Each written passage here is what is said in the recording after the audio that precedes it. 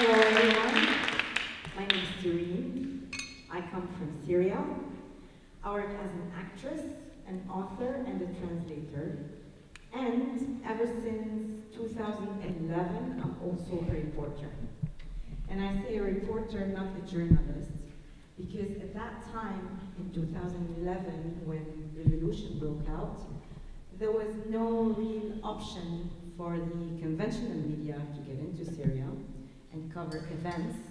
No BBC, no France 24, no Al Jazeera. So the only option that was there was for people on the ground, like me, to send out word. We used to take pictures discreetly and videos, upload them online, send word on WhatsApp and Skype. For tonight, I would like to read you from my book. It's called Dance in the Land of Bull Killers. It's a war memoir I wrote in 2013 when I was in Beirut and finished writing as I arrived in Berlin in 2019. So it's the events and the places all in between. For this evening, I'm going to read from chapter 7. It's called Ashura Revolution. Ashura, the mourning, the grief. Some dress in black. Voices rise in pitiful wailing, besides other manifestations of grief, commemorating Karbala, where Al-Hussein died some 1,400 years ago, following a ferocious battle, lots of bloodshed, and siege. As young Syrians, we had no idea about war-related words. Words like clashes, gunfire, shrapnel, bombardment, shelling. And then later on, war-related words that are more attached to the area, like the MiG, the Scud, cluster bombs, flare bombs. Although we had deeply sympathized with the Palestinian people and later on with the Iraqis, but that was humane empathy. This was different. To be yourself part of the international audience watching the daily bloody Syrian series as an audience is one thing, and to be yourself part of that is another thing. You're the hero and you're the stunt. You're a woman shoved at home under bombardment. And with every round of shelling, you hear the rocket launching your way, like execution bullets coming right at you. You close your eyes tight, you press against your teeth, and you strive so that no one notices how scared you are, so that you don't spread that fear around. Then you open your eyes, and it didn't hit you. Quickly, you reach out for any device around you, and you're checking on others. You open up just to find a flood of messages from other people checking on you. Sirine, are you okay? We heard your area got bombed. Did you get hit? Say something. Now, it remains a mystery how we had internet at that time.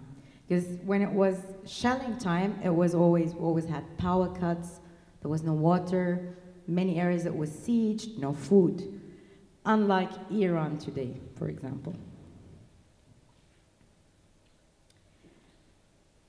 And it was at this moment when you realize that you knew nothing about life before this, that you were totally oblivious to things like anger, fear, starvation, despair, and how hope evaporates every day, only to regenerate itself a little bit later.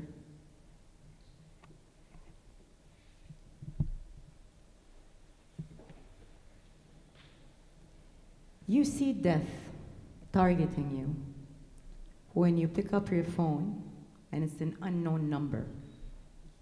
It's the intelligence. Keeps insisting and you keep ignoring. And then you're thinking, okay, that friend of mine got detained. They must have found my number on their phone. Maybe they found me on one of those videos that he had on those hard drives. To me, the first thing that occurred to me was something that I called my period bag. I always had a small bag next to the door.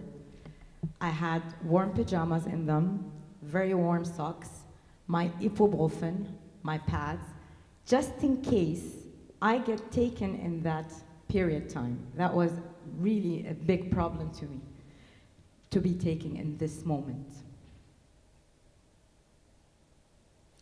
لذلك هي الحقيقة مع التعريف التي تسبق كل ما هو واضح وأكيد ومعرف تماماً مثل الموت الذي تسبقه التعريف المرعبة المخيفة استناداً للغة العربية والواقعية أيضاً.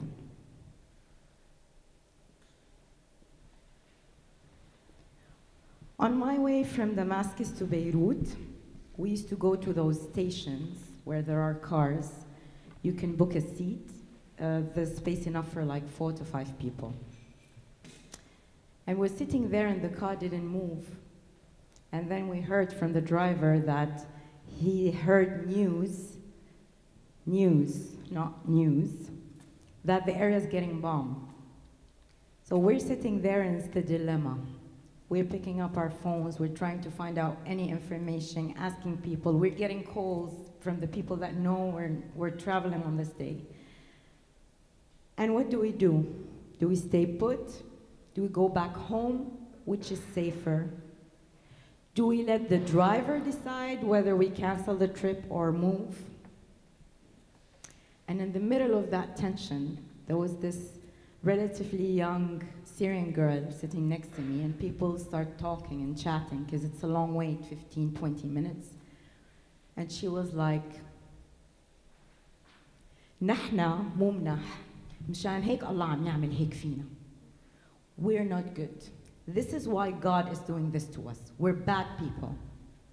So I'm like, okay. So you want to tell me, for example, like people living in Europe are all prophets and saints and sages because they can enjoy safety, we cannot?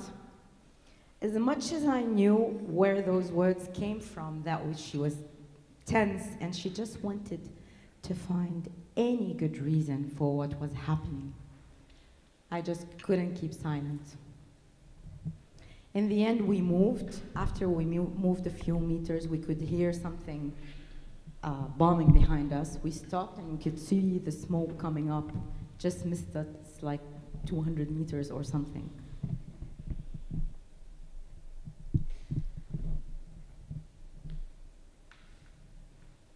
وبلا خطة أتواصل مع صديق بعيد ويبشرني بعد أيام سأكون في مكان آمن كما تراءى لصديقي في خطوط فنجاني العنيد. متى تبدأ الحياة من جديد؟ متى أذهب إلى السوق ككل النساء؟ متى يصبح للغد معنا؟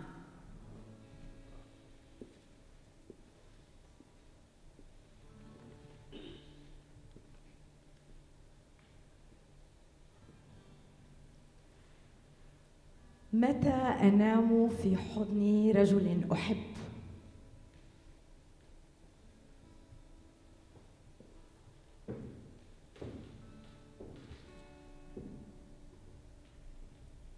متى تخلص من جعبتي كل الأسئلة؟